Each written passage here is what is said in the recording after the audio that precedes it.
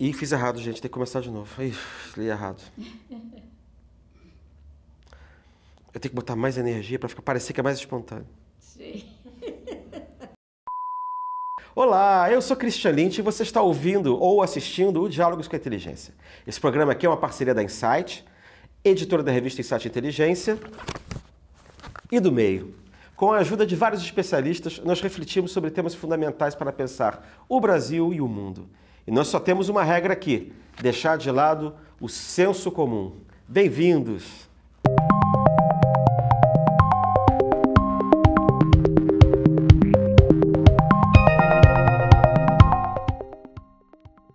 No Diálogos dessa semana, nós temos a honra magnífica de receber a igualmente magnífica cientista política Argelina Figueiredo, que é, eu diria que é a Fernanda Montenegro da ciência política, né? Pelo amor de Deus, Cristo!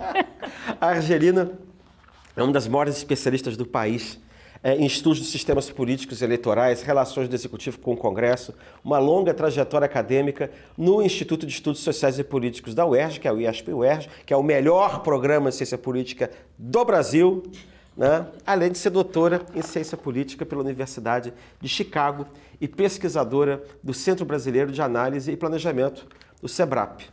E foi minha professora também, mas não conta pra ninguém, tá? Bem-vinda, Argelina. É um prazer recebê-la aqui, querida. Deixa eu beijar essa mão aqui, ó. Obrigada, muito obrigada. Nada. Um prazer Eu tô é aqui todo olhando, meu. tô aqui olhando essa revista com essa capa super pra frente, né, que foi o número 104 da revista Inteligência. No número 104 da revista Inteligência, publicamos um artigo da Argelina chamado Fortalecimento do Congresso é o fim do presidencialismo de coalizão? Não. Pois é. Né? Assim, bom, aí você precisa explicar o que é.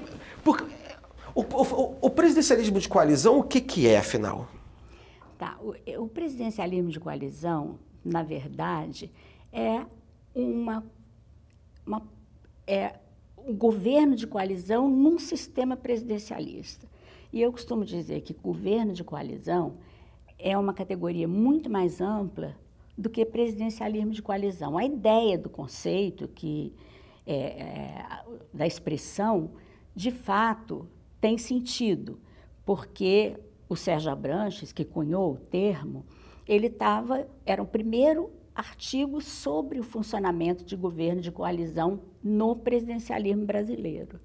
Mas o presidencialismo brasileiro não era uma jabuticaba nem aqui na América Latina. Por exemplo, Chile e Uruguai sempre tiveram sistemas presidencialistas com governos de coalizão. E, em geral, quer dizer, a maior frequência de governos de coalizão é na Europa, que são países multipartidários. Então, o que é coalizão? Coalizão quer dizer quando algum ator político tem um objetivo e se junta com outros atores para atingir um objetivo específico, tá? E essa junção, essa coalizão, ela é sempre temporária, porque depende de atingir ou não esse objetivo. E qual é o objetivo do governante, do chefe do executivo? O objetivo dele é governar, porque se ele não governar, se ele não tiver um governo, não implementar políticas, ele vai ser um zero à esquerda. E este é o mesmo objetivo de um primeiro-ministro. Quando eles não têm maioria no Congresso, maioria de cadeiras, a alternativa é fazer uma coalizão, chamar partidos para participarem do governo, com o objetivo de negociar no interior do governo as políticas. Não vão ser políticas do partido que ganhou a eleição, é uma política do conjunto do governo. E por isso que eu estou chamando de chefe do executivo, que no presidencialismo é o presidente e no parlamentarismo é o primeiro-ministro. Então, a lógica é a mesma nos dois sistemas. E depende de um presidente ser racional, porque a gente já teve presidente irracional, cujo objetivo não era governar, bem recentemente, né? E ser um ator racional, ter esse objetivo. E os parlamentares, quer dizer, não os parlamentares, os partidos parlamentares, terem interesse em participar do governo, porque muitas vezes o interesse dele é ficar fora do governo. Então, o que os participar de cargos governamentais, ou seja, ministérios, é importante para os partidos? Porque por meio desses cargos, eles podem implementar políticas que eles defendam e, ao mesmo tempo, obter mais votos na eleição seguinte. Então, esse é o cálculo dos partidos ao indicar um representante do partido para participar de um governo. Normalmente, as pessoas falam, a pessoa quer cargo só para corrupção, interesse espúrio, só para atender sua clientela. Não, a gente tem que partir do suposto que essas são as duas, ele participa. Se o partido tem alguma influência no governo, aí depende das instituições, no interior do Congresso, aí eles podem não participar. Se ele vai ter uma influência maior, ou se ele vai obter mais votos ficando na oposição, ele não participa. Então, depende do interesse dos dois tipos de atores. Se a gente compreende o presidencialismo de coalizão dessa forma assim mais lata, então, a rigor, a gente tem presidencialismo de coalizão desde sempre. Porque no Império você tinha o sistema bipartidário, mais ou menos também, porque ali não... Mas, sei lá, de 46 para frente, mas 46, a gente tem presidencialismo de coalizão sempre. 46 foi um regime, na verdade, o artigo do Sérgio Abranches se referia ao período de 46.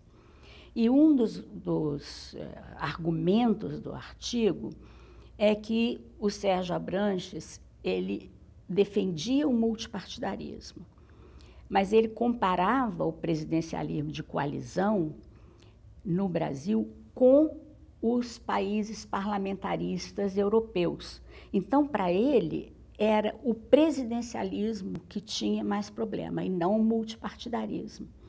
E ele defendia que tinha que ter mudanças nas regras do presidente, nos poderes do presidente, etc. A minha visão e do Fernando Limonge, que a gente estudou muito sobre o parlamentarismo o presidencialismo de coalizão, era exatamente, e que o Sérgio Abranches escreveu antes da Constituição, sim, está pronta, e a gente escreveu depois, e num período que a gente já podia ver alguns efeitos e comparar com o período 46-64, o que a gente viu é que, apesar do multipartidarismo, do federalismo e federalismo, multipartidarismo, das instituições de representação serem difusas, o poder do executivo ficou muito concentrado com a Constituição. Então, foi medida provisória, foi poder urgência para os projetos do executivo, controle sobre o orçamento, e muitas dessas medidas foram melhoradas nos tipos de transformadas em medidas que não são autoritárias, mas foram herdadas do período do regime militar. Uhum. No período militar, que elas foram primeiro implementadas, aprovadas durante o período militar.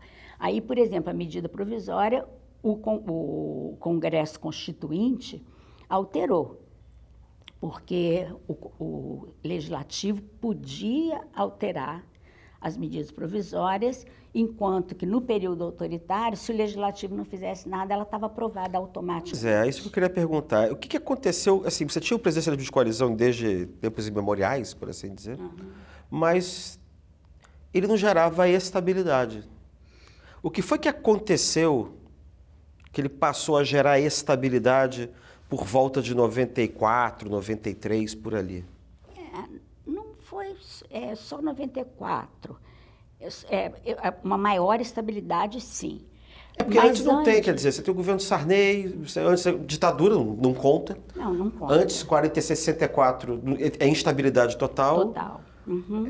O Collor, enfim, pertence àquele pequeno grupo de gente que não quer governar com o Congresso. Collor, Bolsonaro, Dom Pedro I, tem os Jânio Quadros. Jânio Quadros. Né? Mas aí a coisa começou a funcionar, o quê? Foi no tempo do Itamar, foi a partir dali que começou a ter que a democracia meio que estabilizou. Olha só, o período Sarney, que se a gente conta a Constituição de 88, foi um período muito pequeno, né? E aí veio o Collor, que também não governou por 2 anos, mas ele ainda fez algumas coisas. Ele tinha um programa que era meio maluco, mas ele fez.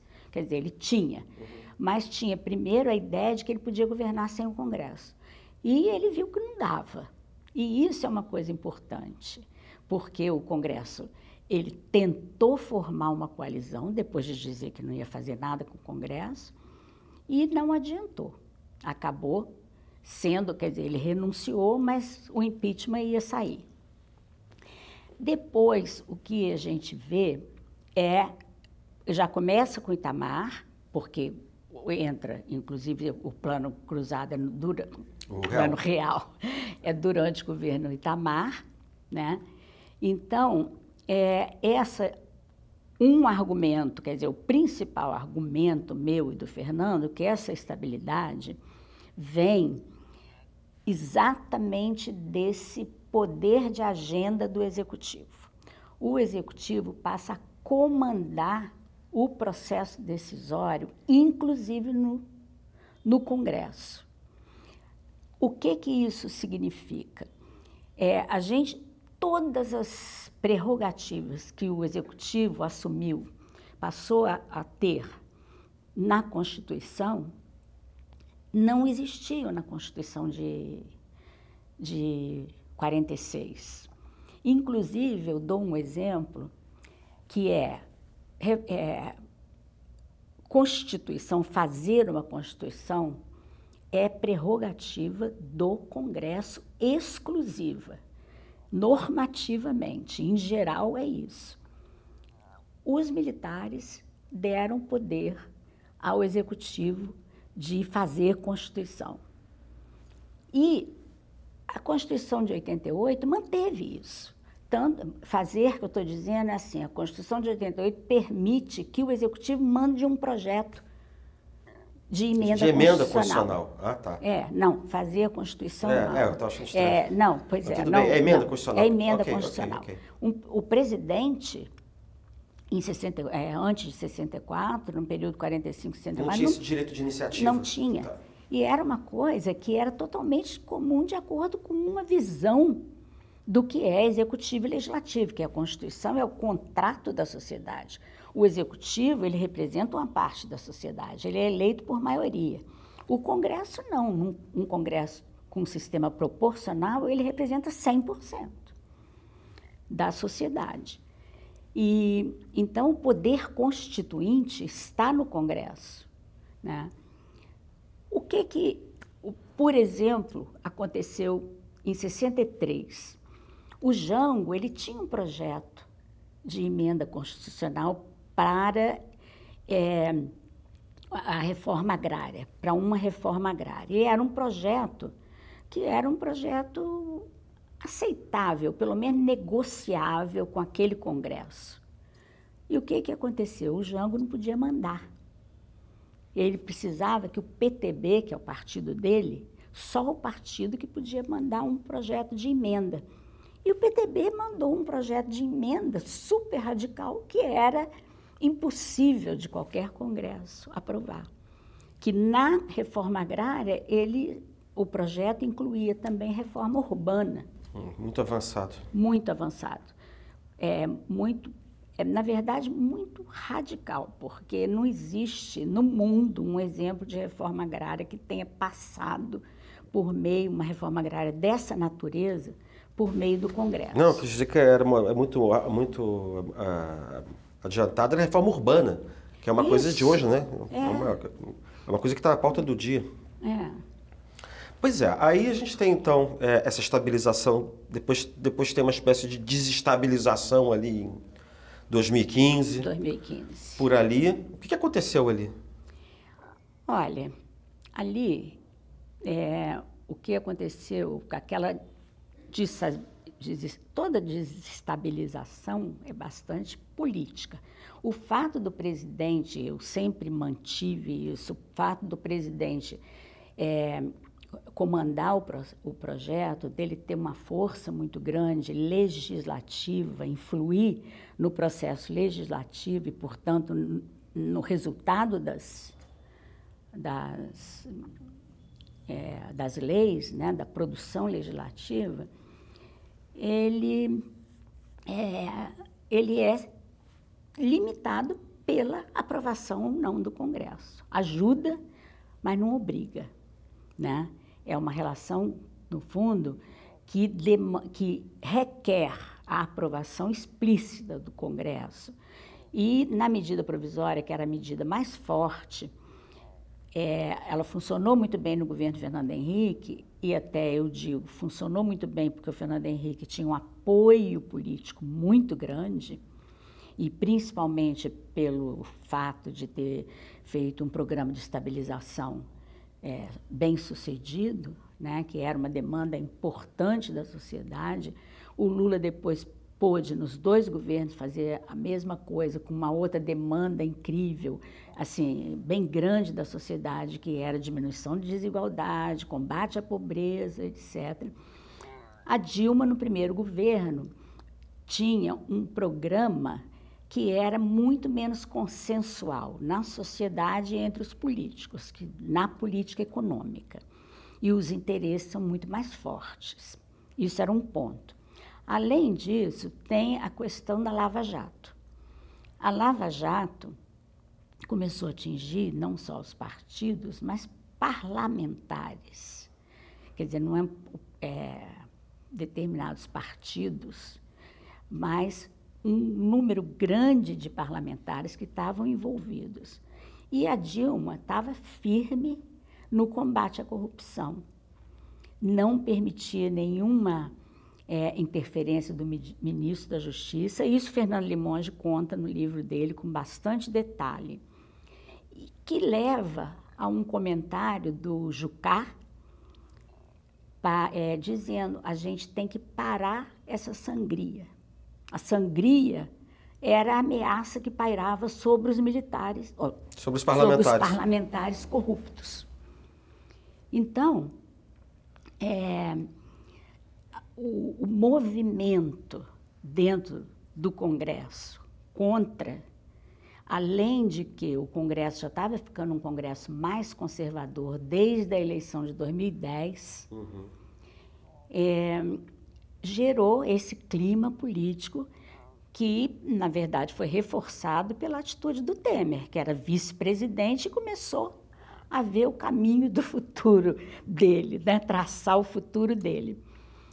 E uma coisa muito interessante de você perceber sobre um processo de impeachment é o seguinte: enquanto o Congresso não tem uma perspectiva do que vai acontecer depois do impeachment, ele acaba não fazendo impeachment.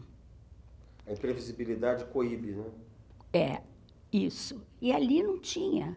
O Temer estava lá, ele ia ser o presidente, ele estava em conluio com esses grupos, quer dizer, apoiou, saiu de uma primeira tarefa que a Dilma tinha atribuído a ele, de estancar esse movimento dentro do Congresso, e aí foi.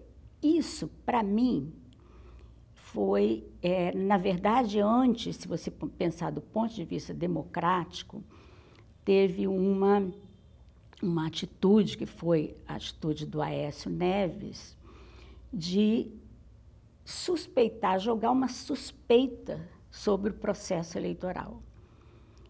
Ele era presidente do partido, candidato derrotado, e isso nunca tinha acontecido no Brasil.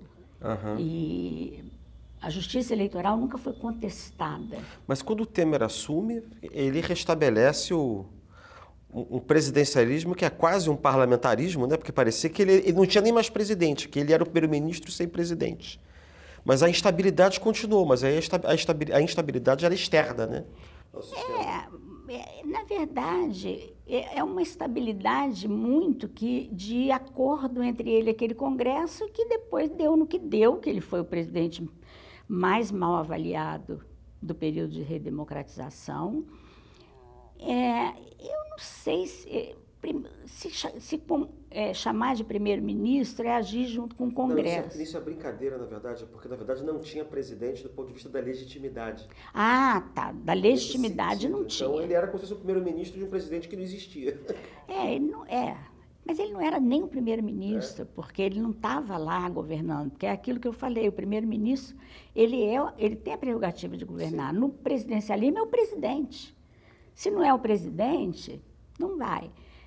Então, eu chamo a situação que a gente enfrentou pós-governo Bolsonaro, resultado dessa crise que começou em 2015 e que é uma crise política. E eu nem considero que essa crise começou em 2013, como muitas pessoas falam, porque eu acho que as jornadas de junho de 2013 foram uma manifestação de insatisfação da sociedade como um todo, de vários grupos, tanto que tinha várias demandas, né? E que não afetou só o governo federal, afetou os governadores, afetou até prefeitos de cidades grandes. Então, na verdade, começou em São Paulo, com a coisa do passe livre e tudo. Então, eu considero que aquilo não é uma crise. Mas assim, a impressão que eu tenho é que aquilo ali foi uma expressão de insatisfação do ponto de vista de crise da representação política. Quer dizer, aquelas pessoas não se sentiam representadas por alguma razão naquele tipo de política que era feito naquele momento. E eu acho que depois fica mais claro por quê. Porque você tinha, na verdade, uma nova direita que não se via no regime da Nova República. Eu sei, é verdade, tinha isso, mas tinha vários componentes. Que uma parte não era só da direita. Sim. A direita aproveitou ali, tomou carona e entrou. E entrou também por meio de canais institucionais, que é o próprio Legislativo. Sim, foi em 2000. Isso é uma coisa que eu até falo, as pessoas ficam meio espantadas quando eu digo isso, que é assim, que a eleição de 2018 ajudou a reduzir a crise de representação, porque essa direita entrou dentro dos... E aí a pressão de fora começou a diminuir. Pois mas Só que o Bolsonaro não quis governar com o Congresso. Eu colocaria esse senão. Ele não queria e ele não tinha, em princípio,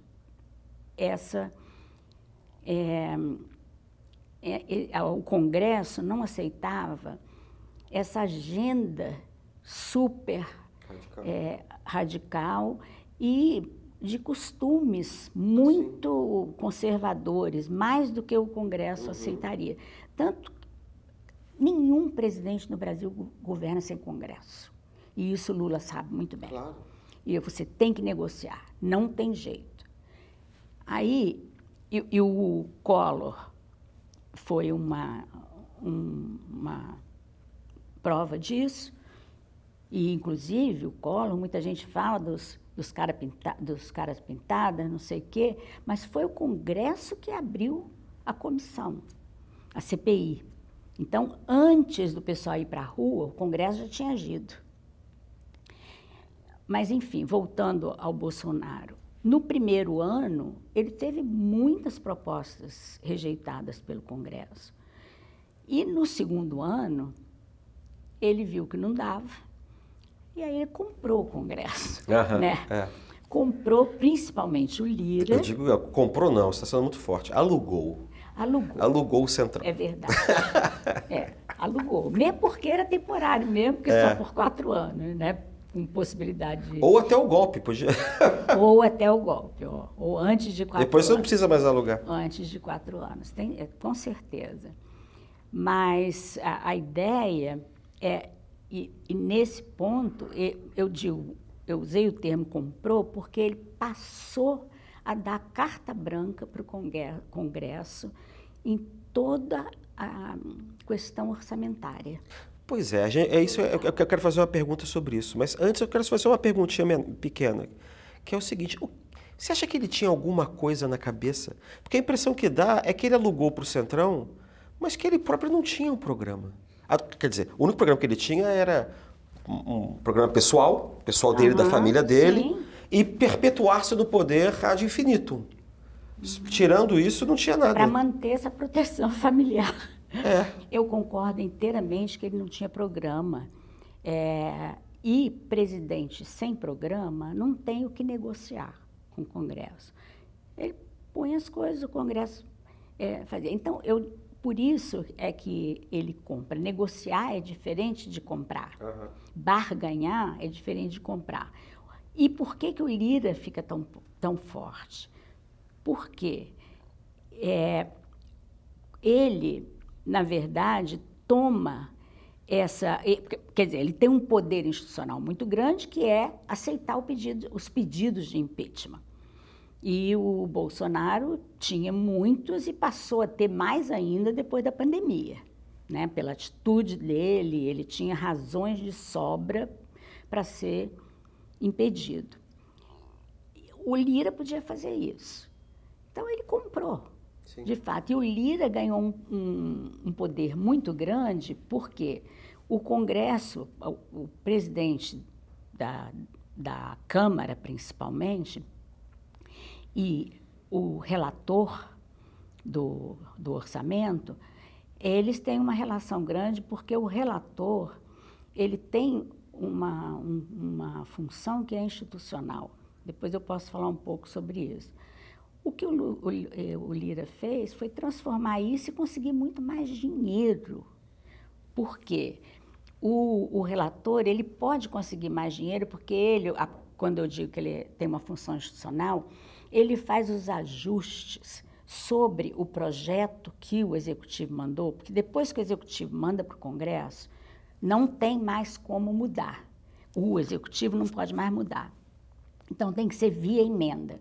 E o papel do relator é fazer o seguinte, por exemplo, aumentou o salário mínimo, o projeto mandado foi salário mínimo X, passou a ser X mais 1, o relator tem que fazer uma emenda para cumprir os compromissos da Previdência, por exemplo, e várias outras coisas dessa natureza. Então, ele tem a possibilidade de criar, e criou, não foi na Lei de Diretrizes Orçamentárias, eles regulam o orçamento, e ele criou uma maneira de colocar dinheiro em outras funções que não essas institucionais. Foi isso que o governo do Lula conseguiu, em 23, mudar isso, porque senão continuaria. É isso que eu queria te perguntar. O orçamento impositivo e o aumento de ingerência e escopo das emendas parlamentares têm sido tratados como um avanço do Legislativo sobre as prerrogativas do Poder Executivo. Como é que você vê essa leitura? O que ocorre hoje é algo inédito no país? É inédito na redemocratização, porque, de fato, o Executivo tinha toda a liberdade de executar ou não as emendas dos parlamentares. E ele executava da maneira que queria, não queria dizer só, por exemplo, privilegiando os partidos da coalizão, que isso é o que acontece em todos os governos do mundo também, mas também dando emendas para os demais. Eu não sei se as pessoas sabem, mas os parlamentares, a emenda individual, eles têm um valor único, igual para todos os parlamentares. Então, a soma das emendas individuais é um valor fixo. Ela muda, por exemplo, de uma De vez em quando ela muda. Eles têm direito a 10 milhões, aí daí a 2 anos passa a ser 15. Mas então é 15 milhões vezes 513. Então isso é fixo.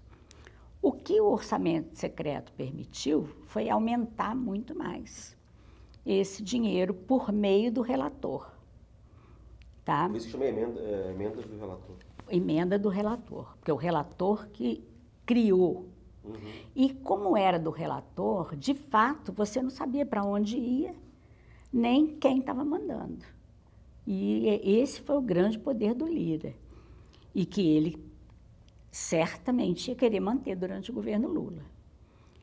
O fato do Supremo ter proibido esse tipo de emenda, porque realmente não pode um orçamento público você ter distribuição de dinheiro sem saber para onde vai recurso, para onde vai quem mandou. Então, isso era uma questão que o Supremo acabou com isso. Aí, o que aconteceu? Durante o governo Lula, eles passaram a aumentar o orçamento das emendas de comissão. E as emendas de comissão também você não pode saber, porque é a comissão toda que aprovou. E o Lula fez um acordo, diminuiu, para você ver, aí você já tem negociação. Agora, essa ideia de... Primeiro que eu não gosto desse nome ingerência, porque não é ingerência, é um direito do Congresso, e que eu acho que é um direito legítimo, que ele tem uma participação no orçamento de investimento e, no meu entender, isso não prejudica nem as políticas públicas, nem torna mais, distorce o gasto público, porque isso, por exemplo, agora significa 20% do gasto de investimento, todas as emendas, não é só individual. Então, as comissões, as bancadas, o próprio relator, eles têm e os parlamentares individuais, dentro dos limites deles, eles têm direito de dar opinião sobre onde vai gastar dinheiro, mesmo que seja pelas eleições dele. Mas o executivo também. Você tem um programa de governo, você vai botar mais dinheiro no seu programa, tá? Sim. Então, é totalmente legítimo o que ele fala. Não é legítimo que não saiba quem mandou para quem quando é individual. Agora, no caso das comissões, fica mais difícil, porque é uma decisão da comissão. E aí, eu não sei, é só negociação para diminuir. Tá. Agora, sobre a impositividade. Eu vou contar um episódio que aconteceu no governo do Lula. O Tasso Genro convocou uma reunião grande, que até o Cândido Mendes estava, e eu estava também. Uhum. E vários cientistas políticos, o Jairo estava, e tinham outras pessoas importantes também. E era o Alexandre, ai meu Deus, agora, o atual ministro das Relações Institucionais. Ah, o Padilha. O Padilha, e era o Alexandre Padilha. Aí ficou perguntando para cada um o que achava, que reforma devia fazer, que não fazia, não sei o quê.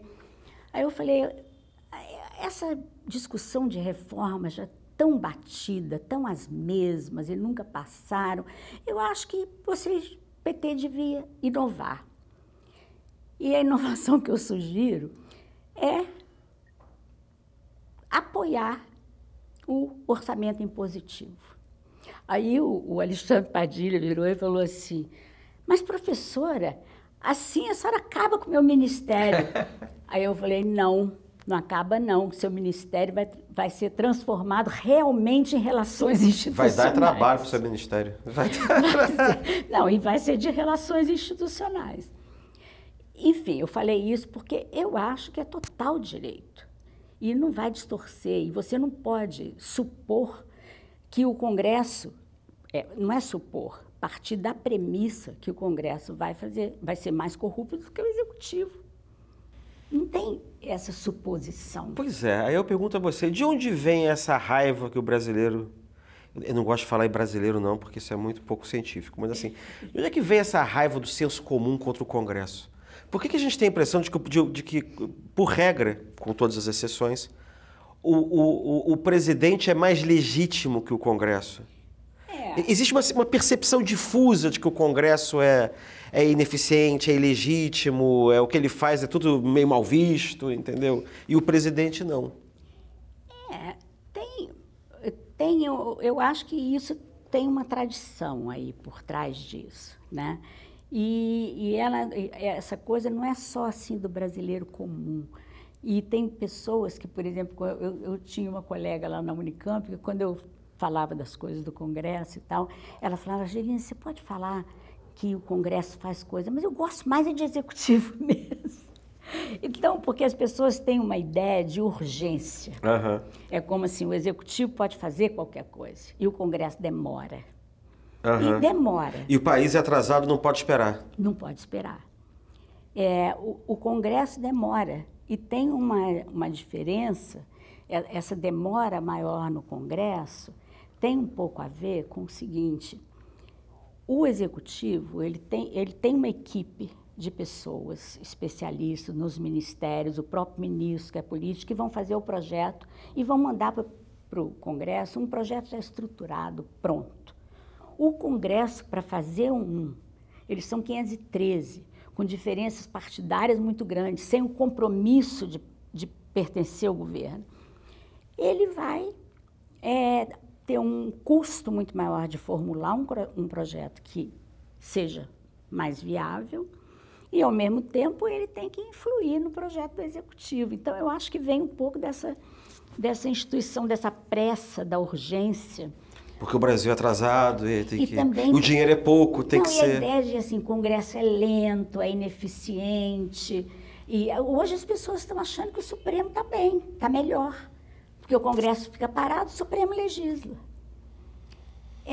É uma coisa, difícil. Eu sempre falo o seguinte, as pessoas falam muito mal da política, porque a política é de fato complicada. Eu não acho que aquela, parafraseando, não é o Brasil não é para principiante, mas a política também não é muito difícil. Você está preocupado com as suas coisas, toda a preocupação que a população toda tem, que a gente tem no dia a dia, ainda ficar entendendo essas coisas assim da política, né? Eu acho que existe pouca informação também. Deixa eu fazer uma última pergunta aqui, que é a seguinte: a gente teve agora as eleições municipais. Existe um certo diagnóstico de que o governo Lula tem hoje, por conta do que sobrou ainda do orçamento secreto, que já não é tão secreto, mas é opaco, sei lá, o nome que você queira dar, né? Você tem muito mais dificuldade em criar, ou, enfim, proporcionar a governabilidade, quer dizer, o poder de agenda do presidente se reduziu, né? Por conta desse avanço do Congresso, maior do Congresso sobre o orçamento. Isso é um diagnóstico, inclusive, do próprio governo e tal, mas a gente sabe também que a gente está vivendo uma época diferente de 15 anos atrás, né? A gente tem um eleitorado de direita muito maior. Como é que você vê esses resultados desse primeiro turno da eleição municipal, né, em perspectiva, por exemplo, para adiante, possíveis reflexos para adiante, para 2026? E de que maneira você acha que isso pode impactar ou não essa gestão dessa coalizão do presidente Lula? Porque tem gente que fala, o PT foi derrotado, o PL está aí, a extrema-direita avançou, mas eu fico um pouco com a impressão de que, tudo bem, verdade, agora tem um partido forte, muito forte ali na extrema-direita, entendeu? Mas mas o governo Lula gera uma coalizão que tem uma porção de gente. E entre o PT e o PL, tem lá uns 5, 6, 7 partidos no meio do caminho. Como é que você vê essa situação, esse resultado? Olha, o resultado, eu acho que tem a ver com distribuição de recurso e etc., mas não por causa da impositividade, por causa deste conluio político que houve com o Bolsonaro, que está difícil de tirar, mas que eu acho que tirou bastante, pela decisão do Supremo e pela negociação do Lula. A questão de formar a coalizão, de manter uma coalizão, eu acho que um programa, por exemplo, eu estava conversando com você um pouco antes, os políticos, eles querem cargo, política e voto. Isso já virou, assim, uma premissa da ciência política como um todo, não dá para a gente pensar que é uma coisa só, e elas estão relacionadas. Sem cargo, você não tem influência política e você não ganha voto. Dependendo de algumas dinheiro, né? Condições. Verba. Verba. Então, é óbvio que tem partido que vai fazer esse cálculo, eu vou ficar na oposição porque eu vou depois ganhar mais voto e tal. Isso é um cálculo que é feito. Então, esses partidos que estão no governo, esse centrão que está no governo... Que é o centrão do lado mais para a esquerda, que é o centrão mais para cá. Não é para a esquerda, não. É o centrão que não é extrema-direita. É isso. É um centrão que é um centro mesmo. Que é um centro mesmo. Isso. E que tem, a gente chama de centrão pejorativamente, é lógico, porque tem muita gente que merece esse... Não, que centrão é uma palavra complicadíssima, porque centrão é todo mundo que não é esquerda. Pois é. Agora, nenhum país, nenhuma forma de governar atinge uma certa estabilidade se não tiver um centro, tá? E a gente ainda não está na situação do período de 64, que teve dois extremos radicalizados. E o centro fica muito esvaziado. Você não tem um presidente que pode contar com o centro. Eu acho que essa situação não existe hoje no Brasil. E essas eleições demonstraram isso também, corroboraram essa ideia de que existe um centro razoável. Exato. E essa tese da polarização, então, não é... O partido que teve mais prefeitura foi o PSD, que é o menos... É o mais centro de todos. É o mais... Cêntrico. Cêntrico. Eu tinha entendido você falar cético. Não, cêntrico. Está mais no centro. E tem influência ali, se você tem um grande. Então, se um governo tem um programa, os partidos também passam a ter interesse em colaborar no programa do governo, porque fazer parte de um governo bem-sucedido dá voto na eleição seguinte. E eu acho que pode mudar um pouco esse panorama. É interessante que o governo não está numa situação tão boa hoje, porque tem vários sucessos que não são bem compreendidos pela população, não está com uma popularidade muito alta, mas também não está baixa. Né? Especialmente quando comparado com os vizinhos ou com os outros países. Lógico, 50%, gente. 50% é 50%. Não tem jeito.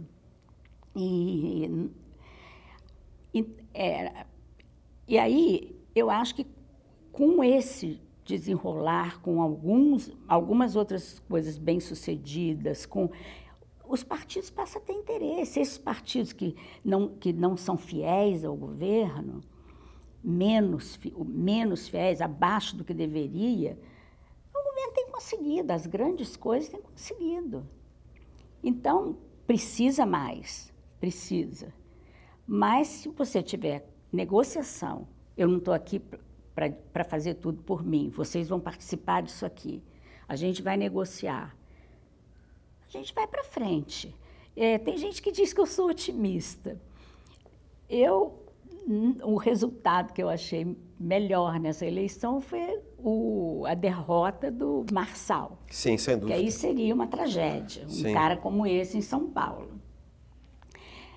E as outras coisas, o PL vai continuar lá do jeito que ele é, não tem uma coerência interna dentro do PL, não. Quer dizer, muita gente não está muito satisfeito com o Bolsonaro. O Bolsonaro, daqui a pouco, ele é aquele escorpião. Ele não consegue acabar com o instinto dele, né? O instinto é esse. Ele vai morder o PL, já já. Você acha que a gente conseguiu afastar de vez o fantasma do golpe, ou de uma política disruptiva? Olha, que eu acho que é o principal, né? É difícil, mas eu acho que a tendência não está favorável a um golpe. Eu tenho essa impressão a configuração também das forças políticas. Embora a gente tenha visto, por exemplo, em São Paulo, que você tem, sei lá, eventualmente 25, um quarto, um terço da população que quer um político antissistema. Será que isso vai se esvaindo com o tempo? Quando as pessoas falam de São Paulo, Marçal, esse exemplo, não sei o quê. Mas São Paulo é tradicional dele dar os exemplos. Jânio, Adhemar de Barros. Tem aqui o Jânio voltou, foi em 2 momentos, São Paulo elegeu, Maluf. Isso aí não... Mas não são populistas, são populistas radicais, mas não são golpistas. Não são golpistas. Agora tem diferença, mas eu estou falando assim, personagens. Como é que chama aquele deputado que tem milhões de votos? Tiririca. Então, São Paulo é padrão. É padrão, não vou dizer que é padrão, mas não é uma excrescência e produzir um Marçal que tenha esse tanto de voto, né? Não é. Argelina, muito obrigado por compartilhar o seu tempo e seu conhecimento com a gente. Foi um prazer ter você aqui, querida. Olha, foi muito bom e, como sempre, eu aprendo muito com os meus professores. Foi muito bom mesmo. Obrigada. Até porque depois veio a imprensa para cima de mim e eu não sei o que responder. Não, a Argelina falou isso aqui. Não faz isso não. Eu faço sim. E para quem nos assiste ou ouve, não se esqueçam, a edição mais recente da revista Insight Inteligência já está disponível. A revista traz décadas de conteúdo de alta qualidade e uma vasta biblioteca digital. Confiram no nosso site. E para receber a edição impressa diretamente na sua casa, basta assinar um dos nossos planos. E claro, não esqueçam de nos seguir nas redes sociais para ficar por dentro de todas as novidades. Até o próximo Diálogos com a Inteligência. Meio Premium não é só entretenimento, análise e informação. Meio Premium também é educação, conhecimento e aprimoramento profissional. Se você já fez ou pensou em fazer um dos cursos do Meio, essa oferta é a sua cara. Meio Premium mais cursos é o novo plano de assinatura do Meio. Nele, além de conteúdo exclusivo em texto, acesso ao nosso serviço de streaming e uma série de benefícios, você também ganha acesso a todo o acervo de cursos do Meio. Os cursos podem ser acessados facilmente pela interface do Meio Premium, seja por aplicativo ou via browser. Atualmente, são 6 cursos abordando temas como História, Política, Inteligência Artificial e Media Training. Esse número vai crescer conforme os nossos cursos saírem do período de lançamento e entrarem no acervo. Você pode assistir aos cursos quando quiser, onde quiser, utilizando a interface do Meio Premium na TV, computador ou celular. Tudo por R$ 70 por mês. Uma economia enorme quando comparada com o preço de lançamento dos cursos. Aproveite essa oportunidade.